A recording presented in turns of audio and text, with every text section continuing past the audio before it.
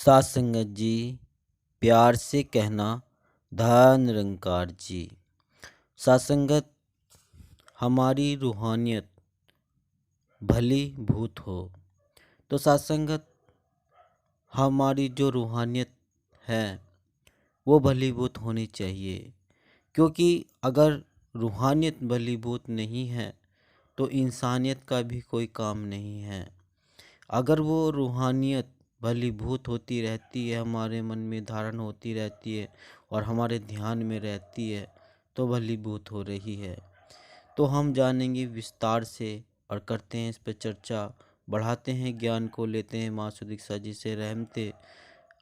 और दास निवेदन कर रहा है, अगर आपने अभी तक चैनल को सब्सक्राइब नहीं किया है तो संदेश निरंकारी का चैनल को सब्सक्राइब कर दीजिए और बेल आइकन भी प्रेस कर दीजिए। सत्संगत, संत समागम के अवसर पर प्रकाशित होने वाली इस मालिका हर बार की तरह इस बार भी सुंदर से आध्यात्मिक विषय रूहानियत और इंसानियत संग संग को लेकर आई है। यह विषय बड़ा ही सारगर्भित एवं मानव कल्याण के लिए प्रेरणा का स्रोत है। रूहानी का मतलब होता है आध्यात्मिक, पवित्र, पावन। इसलिए कहा जाता है कि रूहें हमेशा हमें सही राह पर चलने के लिए अग्रसर होती है। अगर हमें से कोई गलत कार्य होने वाला होता है तो आत्मा हमें रोकती है, सचेत करती है, क्योंकि आत्मा का संबंध परमात्मा से होता है। सत्संगत, उसे ज्ञात होता है कि क्या सही है और क्या गलत है, परंतु हम प्रायः आत्मा की आवाज़ को नज़रअंदाज करके आगे बढ़ जाते हैं। फलस्वरूप हमें पछताना पड़ता है।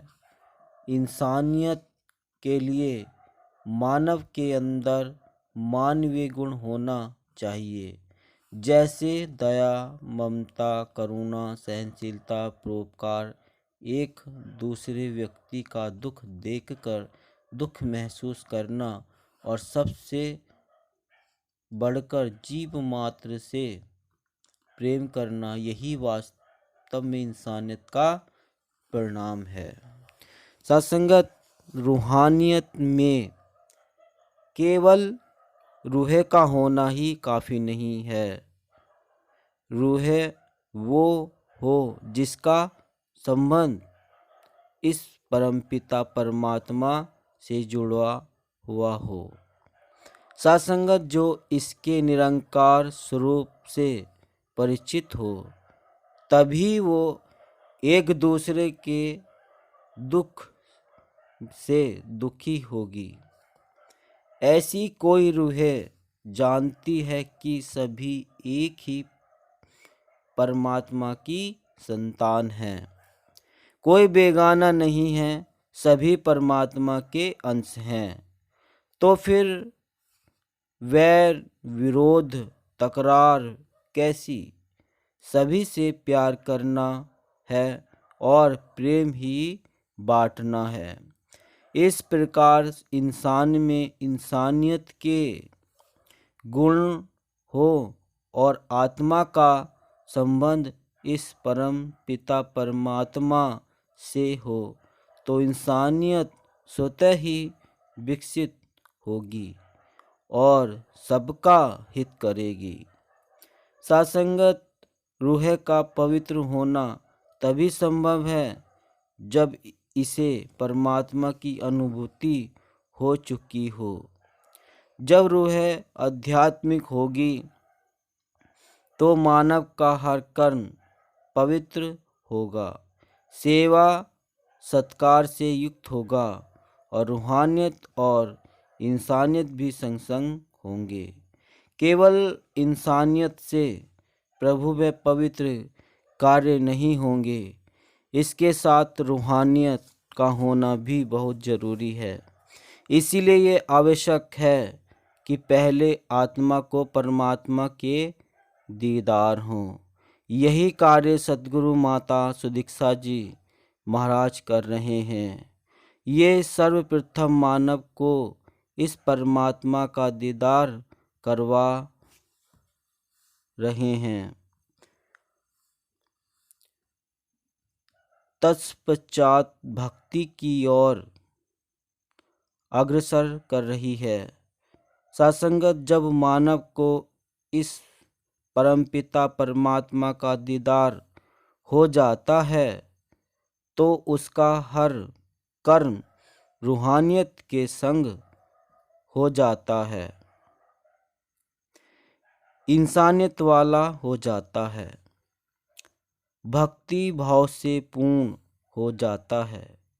रूहानियत संग इंसानियत का संपूर्ण स्वरूप यथार्थ रूप में हमें संत समागमों में देखने को मिलता है, जहाँ हर आत्मा रूहानियत एवं इंसानियत से परिपूर्ण होती है।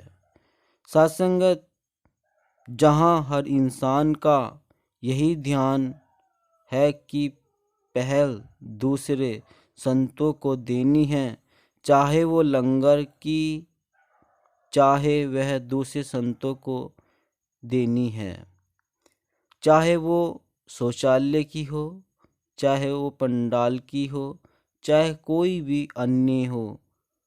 हर एक संत अपने साथी संत को पहल देता है, आदर सत्कार भाव से दूसरे संत को आगे करता है।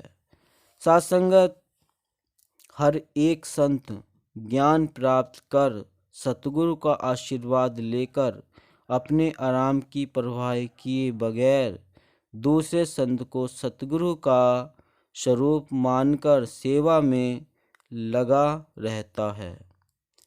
संत महात्मा फरमाते हैं, रूहानियत संग इंसानियत केवल समागम या सत्संग में ही नहीं, अपूर्ति जीवन के हर क्षेत्र में होना चाहिए, चाहे वो कार्य व्यापार का स्थान हो या कोई सामाजिक कार्यक्रम।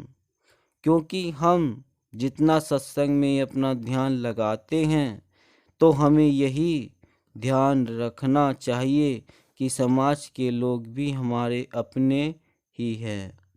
सासंगत, सतगुरु से भी हमें यही सीख मिली है, ना कोई वैरी ना ही बेगाना, सगल संग हम कई बनी आई। सारा जगत ही हमारा परिवार है। वसुवैधैव कुटुंबकम की दृष्टि भी हमें सतगुरु से ही प्राप्त होती है। अगर मानव इन सभी भाव से युक्त होकर चलेगा तो निश्चित रूप से रूहानियत संग इंसानियत भलीभूत होगी। तो सासंगत, हमने जाना कि इस प्रकार हमें ये हमारी रूहानियत भलीभूत हो और होती रहे। तो सासंगत, दास निवेदन कर रहा है कि अगर आपने अभी तक चैनल को सब्सक्राइब नहीं किया है तो संदेश निरंकारी का चैनल को सब्सक्राइब कर दीजिए और बेल आइकन भी प्रेस कर दीजिए। दास मनी इसमें मिलता है अगली नेक्स्ट वीडियो में। आप सबसे आपके चरणों में दास का प्यार भरा धन निरंकार जी।